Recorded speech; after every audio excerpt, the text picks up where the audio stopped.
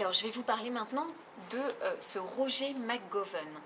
Qui est-il? Et je pense que plutôt que des longs discours très personnels, je vais vous lire tout au long de cette vidéo, je vais vous lire des passages qui sont toujours, en fait, c'est un recueil des lettres et des correspondances de Roger, ou bien avec Pierre, l'auteur du livre, ou bien avec ses nombreux autres correspondants.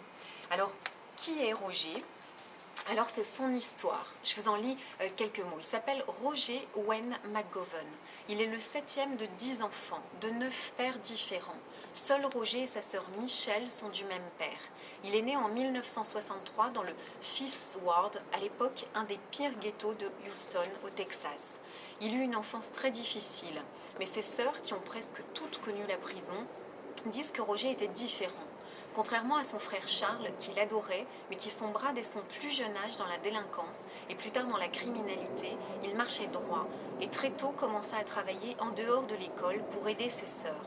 Son père, dont sa mère était alors séparée, mourut alors que Roger était encore enfant, tué par un cambrioleur à l'âge de 42 ans.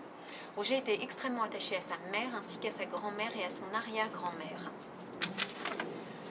Et ce que je voulais rajouter, c'est qu'en fait, savoir pourquoi, vous allez voir, Roger en fait a soutenu et a défendu son frère et l'a aidé et aimé au point de, en fait, de prendre le crime commis par son frère, d'en prendre la responsabilité.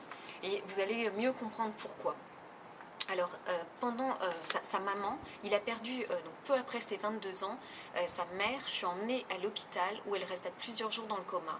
Dans une de ses lettres non datées, il me raconta l'événement qui le poussa à se laisser accuser d'un crime que son frère aurait commis et qui fit basculer toute sa vie. Pendant que je lui rendais visite à l'hôpital, elle sortit de son coma. Elle parlait de façon très incohérente. Elle commençait à parler d'une chose, puis au milieu de la phrase, elle passait à un autre sujet. Elle s'en rendit compte et commença à sourire. Elle me dit « Roger, je ne veux pas mourir, mais je sens qu'il n'y a rien qui me sépare de Dieu. Je suis jeune, il y a beaucoup de choses pour lesquelles je voudrais vivre, mais je suis en paix. Si je ne m'en tire pas, prends soin de ton frère. Tu es fort et tu l'as toujours été. Ta vie a bien marché. Ce n'est pas le cas de ton frère. Il ne faut pas qu'il retourne en prison.